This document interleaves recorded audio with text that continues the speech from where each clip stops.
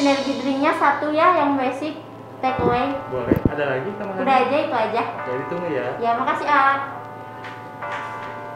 Aduh, perut aku sakit banget nih. Apa aku harus ke rumah sakit aja ya? Tapi kan di rumah sakit takut jadi ketularan virus corona. Gimana ya? Oh iya, kemarin kan si Dini ikut jadi host di Aorta. Apa aku coba telepon aja ya?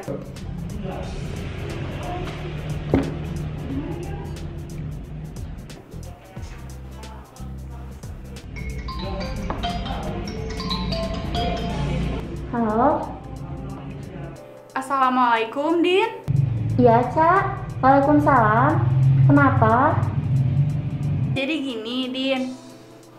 Aku kan sakit perut banget nih sekarang, sampai di rumah 5 kali ke kamar mandi. Jadi aku harus gimana ya kalau misalkan mau ke rumah sakit, takut jadi ketularan virus corona.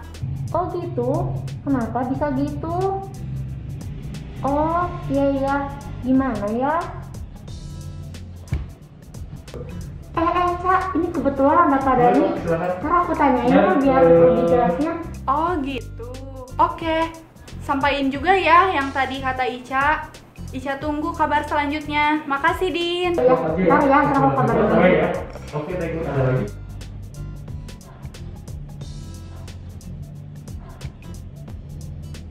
Dokter, kebetulan. Ini gimana, Ben? Jadi gini dok, tadi teh teman Dini teh telepon sama Dini, katanya teh dia teh diare, dia teh pingin ke rumah sakit tapi takut kena corona, katanya teh. Menurut dokter baiknya kayak gimana ya? Kalau bicara memang takut ketularan ya temennya, emang bener sih. Jadi sebisa mungkin kalau memang nggak perlu banget ke rumah sakit ya, sakitnya ringan, ya jangan dulu ke rumah sakit. Karena memang resiko tertularnya kan ketika kita ke rumah sakit, apalagi rumah sakitnya menangani COVID gitu. Nah maka bagusnya kalau keluhannya ringan, itu lakuin dulu aja swamedikasi. Apa swamedikasi teh dok? Swamedikasi itu apa ya? Sederhananya sih gini lah, kita mengobati keluhan yang dirasakan oleh diri kita, keluhan yang ringan ya, dengan menggunakan obat-obatan bebas atau obat-obatan bebas terbatas gitu. Jadi kita nggak harus pergi ke rumah sakit, kita beli aja obat-obatan sendiri, tapi obat bebas atau bebas terbatas untuk obatin keluhan ringan kita. Kayak gitu. Oh ya dok, kalau itu yang tadi obat bebas sama obat bebas terbatas itu apa dok bedanya? Jadi gini, Din, obat bebas atau bebas terbatas itu kan kalau dibeli obat suka ada tanda bulat ya. Tanda bulat ada warnanya tuh ada hijau, ada biru, sama ada merah. Ini nanti kayak di sini nih gambarnya kayak gini ya. Nah, yang hijau ini ya, yang bulatnya hijau itu tuh artinya obat ini tuh obat bebas. Dia bisa bebas dijual di mana aja, di warung dan lain sebagainya, itu boleh. Nah sementara kalau yang biru, Din, kayak yang di sini kan ada bulatnya biru, itu namanya obat bebas terbatas. Jadi dia bebas dibeli orang, tapi yang boleh ngejualnya hanya obat-obat toko obat berizin atau apotek. Tapi orang bisa beli tanpa resep. Jadi yang bulatan hijau atau biru kayak gini tanpa resep orang boleh beli gitu. Nah sementara ada yang warnanya ini kan merah ya, terakhir yang merah, tanda merah ini ada tulisan K-nya. Ini obat keras, jadi ini nggak boleh dibeli tanpa resep-resep dari dokter. Nah makanya kalau untuk swamedikasi yang boleh dibeli itu obat bebas dan obat bebas terbatas tadi yang warnanya hijau sama biru. Iya. Kalau tadi yang masalah temen ini yang diare, itu obatnya apa ya dok? Nah kalau buat diare swamedikasinya yang pertama kita harus nyiapin oralit, ya kan tahu ya Dini oralit ya. Nah cara bikinnya kan nanti ada tuh 200 ml air dicampur sama oralit. Nah, jadi setiap kali dia buang air besar diarenya mencret, dia minum oralit itu untuk menghindari terjadinya dehidrasi. Nah kalau buat dewasa bisa juga ditambah dengan obat yang mengandung atapulgit. Nah ini kayak obat ini nih jenis-jenis obatnya. Nah ini kan ada ya bisa sehari bisa diminum, setiap kali buang air besar bisa 2 tablet sekali minum gitu. Tapi kalau buat anak nggak boleh dikasih atapulgit. Kalau buat bayi ya, balita gitu, bagusnya kalau buat bayi selain oralit dikasihnya zinc. Nah zinc ada yang bentuknya tablet atau ada juga yang bentuknya sirup. Kalau misalkan mah kayak gimana dok obatnya? Nah kalau mah biasanya kan suka ada mual ya, nyeri ulu hati, perih gitu. Itu kalau di swamedikasi ada obat-obatan yang mengandung antasida. Nah antasida itu Nah, kayak gini nih obat-obatnya ya. Iya. Jadi bisa beli ini sebelum makan ya, sebelum makan pas perutnya kosong diminum, sehari bisa sampai 3 kali. Terus kalau misalkan kayak sekarang kan banyak yang flu, demam, batuk, itu kayak gimana dok? Oke, kalau misalkan ada yang panas ya, demam gitu. Nah, sekarang kalau demam, panas itu obatnya namanya paracetamol. Paracetamol diminum bisa 3 sampai 4 kali sehari. Nah, ini bentuknya obat-obatannya kayak gini nih dia. Yang sirupnya juga ada buat anak, tinggal ikutin aja kan di kemasan obatnya kan ada aturan pakainya kayak gitu. Terus kalau misalkan ada yang disertai batuk, nah batuk ini kan ada batuk kering, ada batuk berdahak ya. Nah kalau yang batuk berdahak tuh kalau di obat itu ada kandungannya yang mengandung gliseril, guaiacolat atau bromhexin gitu ya.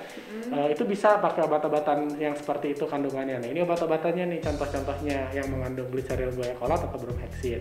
Atau OBH juga bisa obat batuk hitam ya. Kalau obat batuk hitam diminumnya 3 kali 1 sendok makan ya. Kalau yang tadi yang bromhexin atau gliseril guaiacolat ya ini sesuai dengan anjuran aja 3 kali 1 tablet. Nah tapi kalau batuk kering itu beda lagi.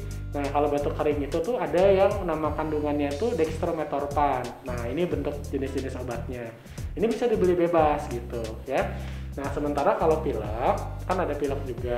Pilek itu biasanya yang mengandung antihistamin seperti CTM ya, pernah dengar ya CTM. Terus obat yang buat bikin hidungnya nggak mampet kan ada tuh. Itu ada yang mengandung dekongestan seperti pseudoephedrine gitu. Nah sebenarnya obat batuk, pilek, demam kadang suka banyak obat-obatan yang satu obat udah mengandung kandungan tadi. Nah contoh-contohnya mah ini nih Din nih. Ini merek-merek dagangnya ya. Ini bisa dicari. Nah, ini juga boleh dipakai dulu untuk swamedikasi gitu Din. Kalau selain yang keluhan yang tadi Dini sebutin, ada nggak sih yang Dini belum tahu tapi ada gitu obatnya? Ya, kalau misalkan keluhan lain yang bisa swamedikasi mungkin kayak gatal ya. Pernah kali gatal ya, biduran gitu ya, bentol besar-besar gitu kan karena alergi dingin atau makan apa gitu. Yang obat bebas terbatasnya atau obat bebasnya itu mungkin CTM ya. Di CTM kan ini warnanya hijau tuh. Itu kan boleh. Terus kalau misalkan ada yang biang keringat gitu kan, kadang ada juga tuh orang-orang yang biang keringat di lipatan leher atau di lipatan-lipatan tubuh lah, kadang suka gatal beruntus-beruntus merah. Itu juga bisa minum CTM ditambah pakai bedah salisil. Ya itu juga boleh. Itu juga bagiannya salah satunya swamedikasi. Sebenarnya banyak sih Din kalau mau ngomongin swamedikasi gitu. Nanti Dini juga bisa ikutlah di kelas aorta tentang swamedikasi ya.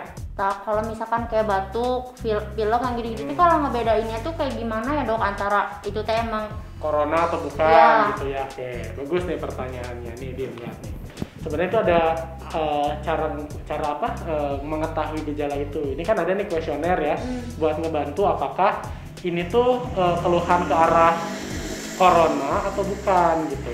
Jadi apakah semua batuk pilek itu tuh corona belum tentu. Nah, jadi dilihat di sini nih di kuesioner ini kan dibilang nih.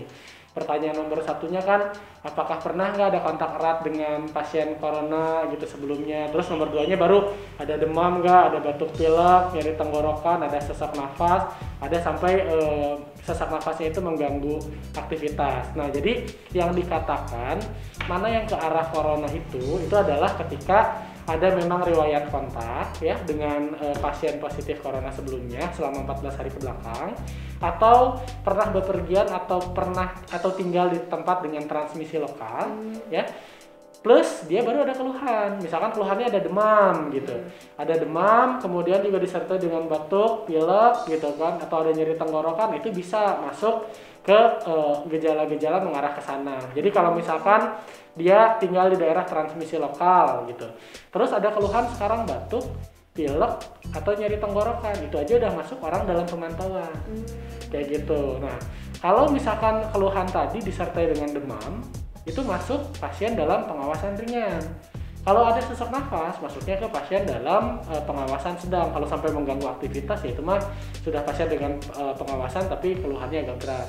Nah, kalau sudah masuk kriteria itu, bagusnya sih konsultasi telemedicine ke puskesmas. Jadi jangan langsung datang, bagusnya juga. tetap telepon dulu puskesmasnya, nyampein bahwa ini saya 14 hari ke belakang pernah bepergian ke Jakarta gitu kan, terus sekarang ada keluhan batuk, pilek. Nah itu maksudnya orang dalam pemantauan harus lapor ke puskesmas, nanti dilakukan telemedicine, dikasih obat dan isolasi mandiri 14 hari. Jadi nanti tinggal baca aja di kuesioner ini. Bahkan Dini sendiri ya, walaupun gak ada keluhan, bisa ngukur resiko apakah saya beresiko terpapar COVID-19 atau enggak berdasarkan kuesioner ini nih. Jadi ada kuesioner yang lain yang baru ini tuh dia ngukur tentang poin-poin ketika Dini keluar rumah atau ketika di dalam rumah seperti apa, dan yang terakhir ini terkait dengan imunitas. Ada banyak pertanyaan berkaitan dengan itu. Nanti tinggal dijumlah aja semua jawaban ya-nya. Nanti ini masuk kriterianya kan, ada yang kriteria rendah, kriteria sedang, sama kriteria yang resikonya tinggi terpapar COVID ya. Jadi begitu Dini habis ngisi itu atau teman-teman Dini ngisi itu, jadi tahu kan, oh saya itu resiko untuk terpaparnya apakah rendah, sedang atau tinggi, bisa pakai itu. Iya. Oh iya. Makasih ya dok. Kalau gitu Dini duluan ya dok. Dini pulang nanti dulu. Jelasnya nanti akan dibahas di kelas aorta. Dini ikut aja ya. Ya. Makasih ya dok. Ya. Dini pulang dulu. Mari.